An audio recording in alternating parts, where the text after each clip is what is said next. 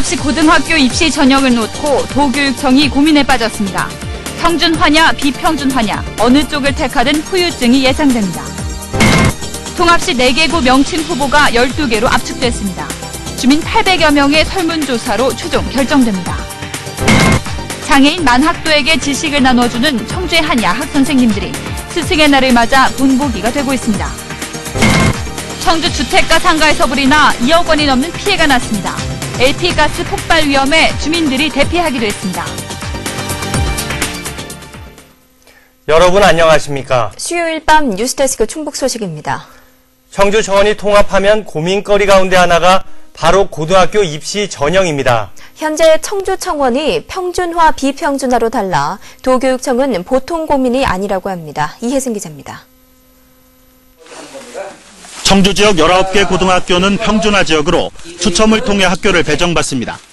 반면 청원 지역 5개 학교는 비평준화 지역으로 학교별로 신입생을 선발합니다. 통합 청주시가 출범하면 서로 다른 두 지역의 고교 입시 전형도 개편이 불가피합니다.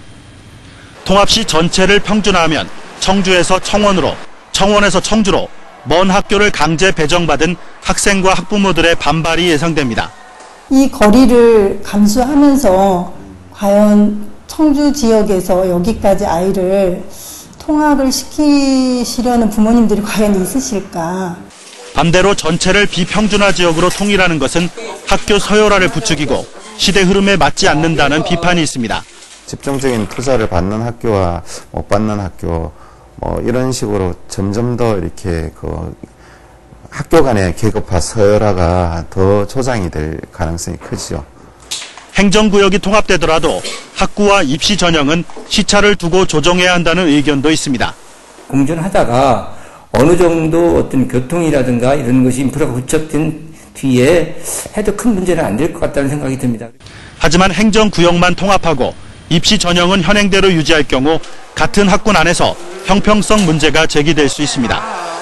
오는 8월 연구 용역 결과가 나오고 학부모 의견 수렴이 시작되면 통합시 학구와 입시 전형을 놓고 큰 진통이 예상됩니다. MBC 뉴스 이혜승입니다. 통합 청주시 4개구 명칭 후보가 12개로 압축됐습니다. 가구는 주성 초정 청원, 나구는 단재 상당 청남, 다구는 구령 사직 서원, 라구는 오송 직지 흥덕입니다. 통합추진지원단은 오는 20일부터 닷새 동안 구별로 200명씩 800명을 대상으로 설문조사를 해 구 명칭을 확정지을 예정입니다. 오늘은 스승의 날인데요. 배움의 기회를 놓쳤던 만학의 장애인들을 위해 지식을 나누는 특별한 야학 선생님들이 있어 정재영 기자가 만나봤습니다. 땅거미가 내려앉은 저녁, 환하게 불이 켜진 교실에서 중등부 과학 수업이 한창입니다. 대부분 30, 40대인 장애인들 앞에서 기상의 원리를 설명하고 있는 건 진천중학교 이창규 선생님. 7년 전 장애인 공부방을 알게 된 뒤 정규 수업을 마치면 매주 2차례씩 꾸준히 재능 기부를 하고 있습니다. 지식을 같이 나누고 제가 해줄 수 있는 걸 하고 있기 때문에 그게 기쁘다고 생각을 합니다. 옆반에선 앳된 얼굴의 대학 새내기 박민성 선생님의 수학 수업이 시작됐습니다. 속도는 느리지만 배움의 열정으로 가득 찬 학생들과 함께 하다 보니 이제는 친구들과 어울리는 것보다 수업이 더 즐겁습니다. 학생분들이 좀 더 성장하고 그런 것을 보면서 저 자신도 이제 성취감 느끼고. 이곳에서 형편이 어려워 학업을 포기했던 만학의 장애인들을 가르치는 선생님은 20여 명. 현직 교사와 대학생 등 자원봉사자들이다 보니 학생 한 명 한 명에게 쏟는 애정도 수업에 대한 열정도 남다릅니다. 점점 알게 된다는 게 우선 행복하고 즐겁지. 알아주는 이 없어도 묵묵히 지식을 나누는 장애인 야학 선생님들이 참 스승의 의미를 일깨워주고 있습니다. MBC 뉴스 정지영입니다. 스승의 날을 맞아 충북 공고 오종진 교장이 옥조 근정 훈장을 받는 등 도내교사 600여 명이 대통령과 국무총리, 교육부 장관, 교육감 표창을 받았습니다. 또 충북 교사상 시상식도 열려 충북과학고 이은경 교사와 양천고 김병길 교사 등 12명이 충북 교사상을 수상했습니다. 다음 뉴스입니다. 요즘 주변이 온통 꽃가루 천지입니다. 온난화 때문에 꽃 개화일이 점차 늘고 있는데 이 때문에 알레르기 환자도 늘었다고 합니다. 한승원 기자입니다. 실록이 짙어가는 수목 사이로 옅은 안개 같은 꽃가루가 쉼없이 날립니다. 제법 강한 바람이 불면 노란색 물감을 흩뿌리듯 송화가루가 푸른 하늘을 물들입니다. 멀리 보이는 시가지도 노란 꽃가루에 초점이 흐려지기 일쑤입니다. 예전엔 봄철 음식 재료로 쓰이던 송화가루지만 요즘은 가는 봄의 불청객입니다. 시내에는 먼지를 뒤집어 쓴 듯한 차가 쉽게 눈에 띕니다. 자동차를 손으로 쓸어보니 송화가루가 한가득입니다. 차를 주차해놓으면 뭐 아침에 나오면 누렇게 있어가지고 차를 매일 거의 세차를 해다시피 할 정도로 많이 불편합니다. 물건을 내놓고 파는 시장 상인에겐 꽃가루를 털어내는 일이 하나 더 늘었습니다. 눈과 코가 가렵고 콧물이 계속 나는 등 꽃가루 탓에 알레르기 질환을 앓는 환자도 크게 늘었습니다.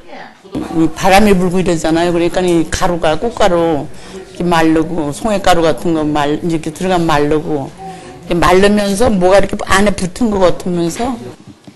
전문가는 봄철 알레르기성 현상인지 판단하고 빨리 치료를 받는 것이 좋다고 조언합니다. 제일 중요한 거는 개인위생을 제일 철저하게 하는 게 제일 중요하고요. 또 황사나 꽃가루나 송화가루가 많이 날릴 때는 외출을 삼가하고 집안에 이제 공기정화기 같은 걸 두면 훨씬 낫고요. 한편 국립기상연구소는 최근 온난화 때문에 꽃의 개화일이 점차 늘고 있는 것으로 분석했습니다. 비 소식이 없고 건조한 날씨가 계속되는 요즘 꽃가루로 인한 불편은 당분간 이어질 전망입니다. MBC 뉴스 한승원입니다. 오늘 청주의 한 상가에서 불이 나 점포와 차량을 태워 2억 원이 넘는 재산 피해를 냈습니다. 주택 밀집 지역인데다 LP가스 폭발 위험까지 있어 주민들이 대피하기도 했습니다. 김영일 기자입니다. 도심 한복판의 화산 폭발을 연상시키는 검은 연기가 하늘 높이 솟구치고 상가 내부에선 시뻘건 불길이 금방이라도 전체를 집어삼킬 듯 타오릅니다. 청주의 한 조립식 상가 건물에서 불이 난 건 오늘 낮 12시 10분쯤.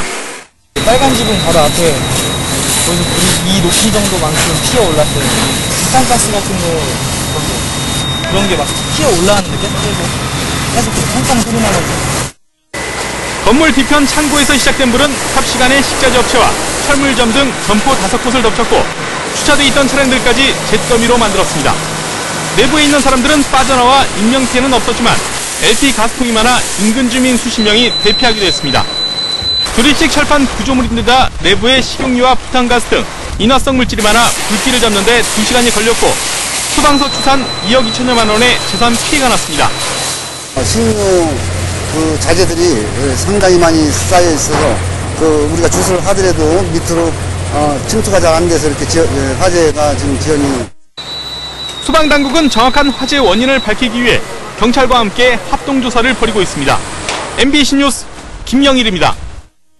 충북지방경찰청은 일본 등 해외에 서버를 두고 100억 원대 불법 스포츠 도박 사이트를 운영한 혐의로 37살 김모 씨 등 2명을 구속하고 프로그램 개발자 32살 조모 씨 등 3명을 불구속 입건했습니다.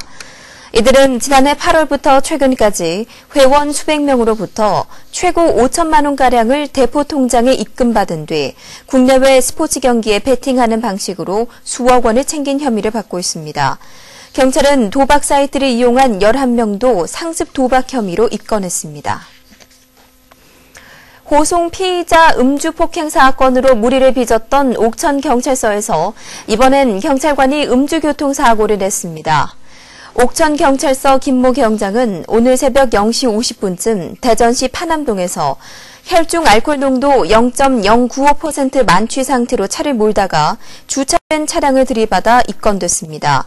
김 경장은 대리운전을 한 뒤 주차를 하려다 사고가 났다고 진술했습니다. 일자리 창출을 위해서 지역 공동체 스스로 가게를 운영하는 것을 마을 기업이라고 합니다. 그런데 제천 최초이자 유일의 마을 기업 음식점이 폐점 위기에 놓였다고 합니다. 조용성 기자가 보도합니다. 백발이 성성한 할머니가 김이 모락모락 나는 떡만둣국을 끓이고 계란과 김 등 고명을 얹은 음식도 할머니들이 나릅니다. 주방에서 식당까지 모든 것이 할머니의 손맛과 정성으로 가득한 음식점입니다. 2년 전 어르신들의 일자리를 위해 문을 연 제천 최초이자 유일한 마을 기업입니다. 그러나 기대와 달리 운영난을 겪고 있습니다. 점심시간이지만 손님은 한 테이블에 모여 앉은 4명뿐. 요즘은 하루 10만 원의 매출도 버겁습니다. 우리는 장사가 잘 돼야 기분이 좋은데 아무래도 절 때면은 마음이 좀 불안해요. 지난해 말 정부 지원이 끊기며 어려움은 가중됐습니다. 처음 문을 열었을 때 관심을 보이던 기관과 단체의 발길도 뜸해졌습니다. 시민들의 반응도 시원치 않습니다. 10명에 이르던 종업원도 7명으로 줄었고 언제 문을 닫게 될지 모르는 상황입니다. 갈수록 경영난이 심각해져 노인과 장애인을 대상으로 한 무료급식과 저소득층 기부 사업이 올해부터 중단됐습니다. 지금은 가게 임대료와 종업원 월급 일부도 대출을 받아 메꾸는 형편입니다.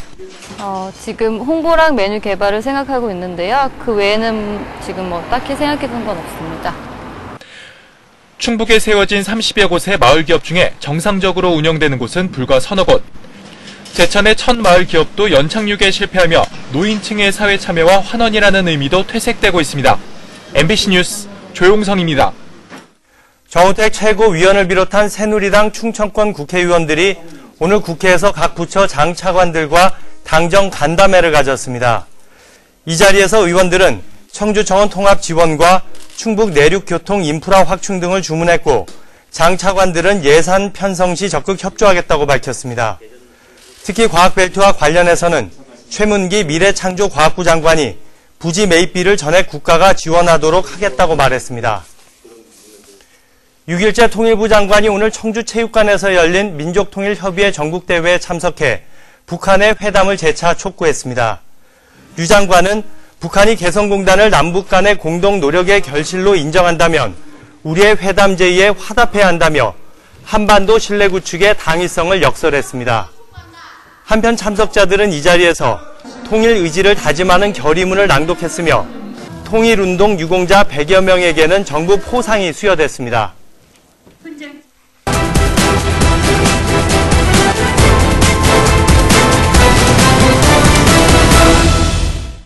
충북도 의회 본의회가 도정 사상 처음으로 수장 3명이 모두 불출석한 가운데 진행됐습니다. 충북도 의회는 임시회 마지막 날인 오늘 도지사와 교육감의 출석을 요구했지만 정부 행사 참석을 이유로 도의장까지 불출석해 수장 3명 없이 진행된 첫 사례를 남겼습니다. 충청북도 의회는 오늘 본회의에서 도교육청이 제출한 추가 경정 예산안에서 91억 원을 감액해 수정 가결하고 도귀농인 지원조례 개정안 등 6건의 조례안을 처리했습니다. 통합청주시 출범을 앞두고 청주시와 창원군 공무원 노조도 통합을 추진합니다. 두 노조는 오늘 기자회견을 열고 조직 강화와 복지 향상을 위해 통합에 합의했다며 통합추진위원회를 출범해 공동사업을 발굴하겠다고 밝혔습니다. 두 노조는 오는 11월 해산 총투표를 벌인 뒤 내년 1월 통합지부장 선거에 들어갑니다. 오송 박람회 이후 화장품 뷰티 산업을 충북의 전략 산업으로 육성하기 위한 각종 대책들이 추진됩니다. 충청북도는 화장품 뷰티 산업을 체계적으로 발전시키기 위한 연구 용역을 전문기관에 발주하고 기업의 생산과 연구 활동을 지원하기 위한 조례도 만들기로 했습니다. 이와 관련해 충청북도는 산업단지 성격의 화장품 뷰티기기 멀티콤플렉스를 조성하도록 국비 지원을 정부에 요청했습니다. 충북경제자유구역 지정 후 첫 분양이 시작됐습니다. 충청북도는 오늘 경제자유구역으로 지정된 오송 첨단 의료복합단지 연구시설 용지에 대한 2차 분양 공고를 내고 이달 말 분양 설명회를 시작으로 7월 중 입주 계약을 체결할 예정입니다. 경제자유구역법에 따라 이 구역에 입주하는 외국 기업에는 법인세 감면 등 각종 혜택이 제공됩니다. 지금까지 충북 소식이었습니다. 여러분 고맙습니다.